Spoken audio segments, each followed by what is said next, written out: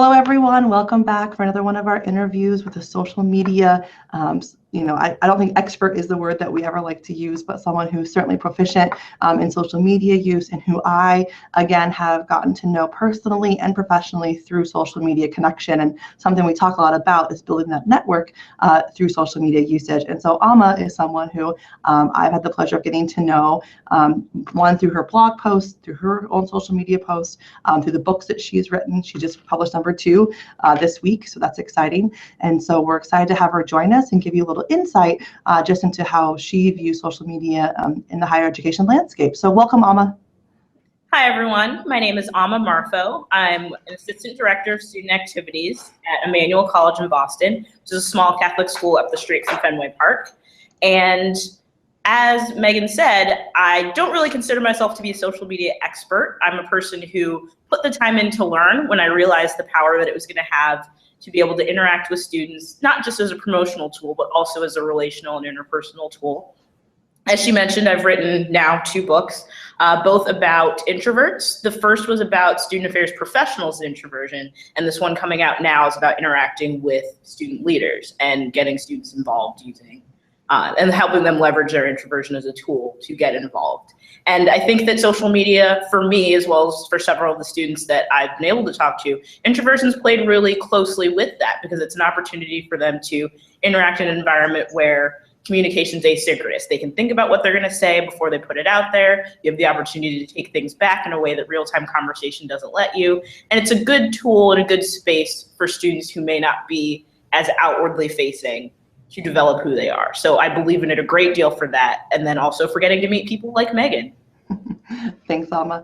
All right, so we're going to roll right into our first question. And this is sort of a general open-ended question for you to take in any direction that you see fit. But if you could just highlight for us or your thoughts and opinions on the current trends that you're seeing in social media with student engagement on the college campus, and additionally, what you think is the future will be for social media usage for professionals and on the college setting.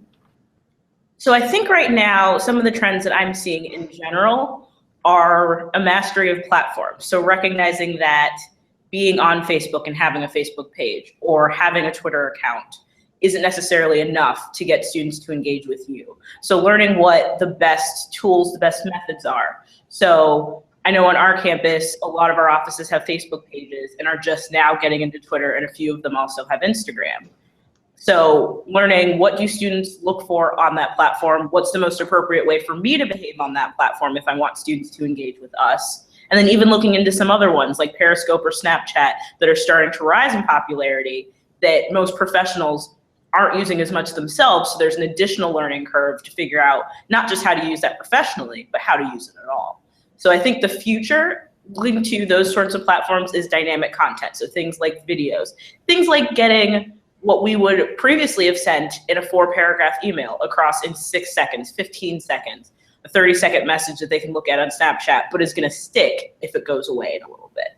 So being able to adapt our messages for platforms that are giving us less and less space, but being as impactful as we were before, and being able to build trust with students enough that they'll go to other spaces like emails, like blogs, like manuals, based on what they've seen from us online. So it's not one replacing the other, it's learning to figure out how they can play together with one another. That's excellent. I certainly was someone who, while Snapchat is probably the one that a year ago I've been like, I'm never getting on that, I'm never using that. In fact, I had to let staff go in a previous role because of a Snapchat video that got posted because of the, all the details, and it just didn't seem like it was going to have that almost what people react to yik yak right now is that negative space. And now in a year it's probably going to be a positive, or we're going to start seeing accounts. And now people with Snapchat have their own logos and they're on there. And so I think if we would ask 5 years ago, 10 years ago, Facebook, Twitter had that same resistance from people, and now we fully embraced it. And I think you're exactly on, is that our point is as educators is also to be a little bit ahead and figure out where those spaces are, where the students are, and seeing how we can integrate that into our work, because most likely that's going to be the next platform that you see offices, departments, even businesses becoming more familiar with and utilizing for marketing and for getting their information out. Yeah, a lot of businesses are starting to use Snapchat, which means that we're going to have to get there whether it's something that we're fully comfortable with as individuals or not, because having something somewhere, if students aren't there, it's not really going to make a whole lot of difference. So being able to interact in space where they are while still keeping your message consistent is something that's going to stretch us a little bit, because those platforms are moving quickly, our students are moving along with them, and we're going to have to go along for the ride. Yeah. So I encourage the participants that one of the explore your own options when it comes to platforms could be Snapchat. That's one that we're not highlighting particularly right now, as it's just in infancy stages for a lot of departments, and there's not a lot to show you, or residence life departments are using that currently. But I do encourage you to use that as one of your explore your own options that you've been asked to do for your 6th platform choice. So just give that little tidbit as something to think about. We will be highlighting Periscope, so that's one that they'll definitely have some insight on as part of the course. So let's move into our second question. Amma is someone who's has had some residence life but is not currently working in the residence life area. I'd like you to speak to what you have seen for departments utilizing social media. While it might be connected with residence life, have you seen then that tie in with other departments? We talk a lot about branding and how it's important that you're promoting other campuses' materials as well as not just your own, to create that engagement between offices is an additional way to increase followership, to increase those that see you online and the platforms. And so if you could just speak to what you have seen, some great tips or ways departments have utilized social media to maybe bring students into the door and to promote events, whatever it may be, from your outside role looking into residence life.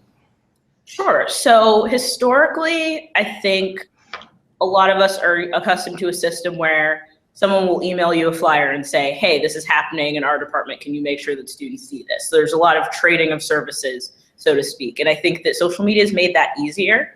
So if our housing department were to send out an announcement for an event, we can then retweet it or share it on our Facebook page, or put a picture up of it on Instagram and say, look out for this around campus. So it allows some of that collaborative element to be a little bit more engaging than just sending students another email saying, we got this from Res Life, you may have gotten it from them too. So it's not a volume issue of the more times you get it, the more aware of it you are, but the more offices seem to connect and cooperate with one another, it seems like it's important. Because maybe they don't know anyone in Res Life or haven't connected with someone in Res Life, but if someone they do know is recognizing it as important, maybe they'll give it a second look. So I think the biggest piece of advice I would give there is, how can your social media use be not just promotional for your office, but also for the offices around you? How can you utilize some of the connections that you have with staff on campus to make sure that their events are elevated as well?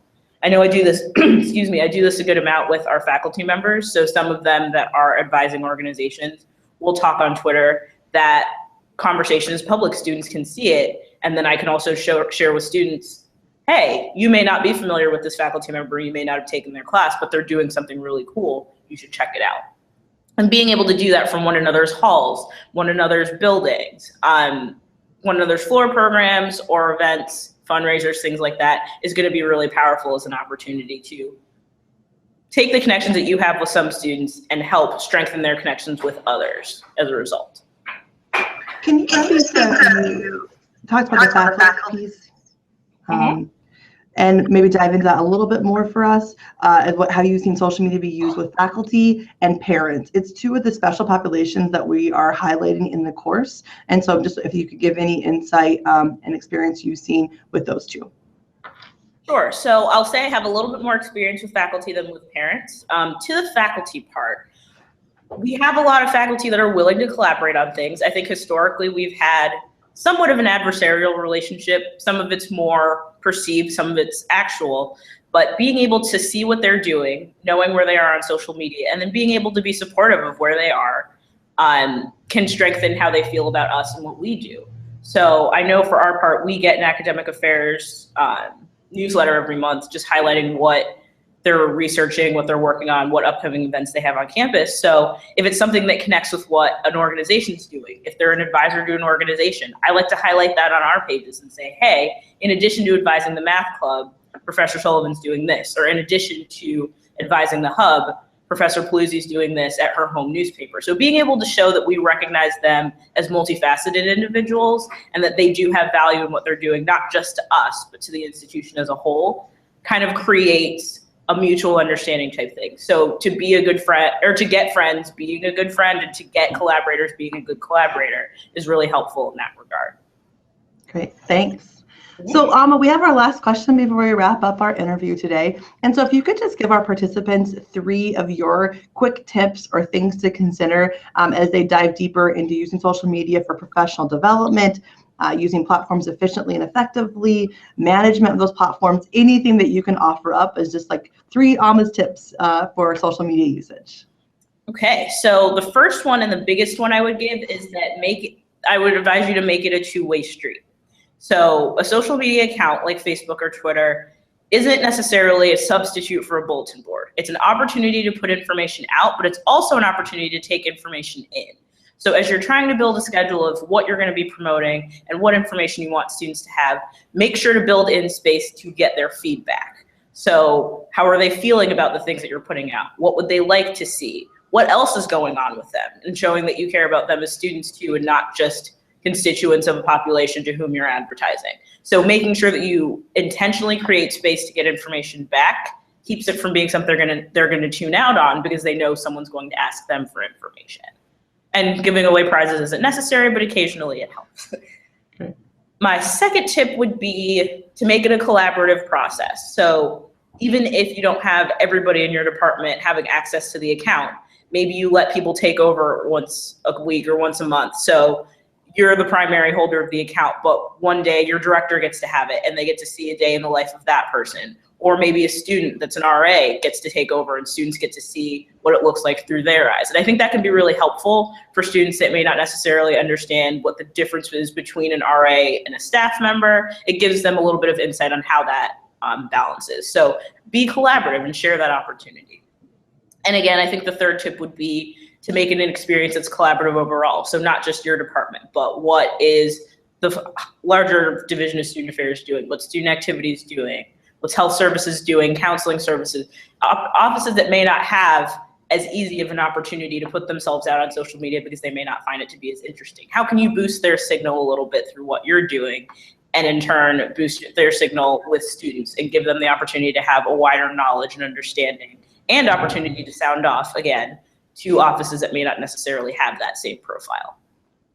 Fantastic. So many of those tips that you cover, we talk about throughout the course, in particular, just that voice of not being static and making sure that you're giving and receiving information, asking those questions, that engagement piece that we talk a lot about in the marketing section as well. We really talk about how to collaborate with the other offices on campus and other departments that maybe you don't reach out necessarily all the time, but social media is a quick way to be able to promote events, share information, and students see sometimes that faculty connection, or they see the academic component. Faculty can also sort of learn what's happening in the residence halls that's connected to the academic side. And so it's already building in some of those pieces that doesn't take much of our time at all. It's a simple retweet, maybe add a comment or two, and just getting that promotion out there can open up channels that you never even knew existed, all because of the platform usage that you're using. So thanks again, Amma, so much. We really appreciate you taking a few minutes to highlight for us your social media tips for our course.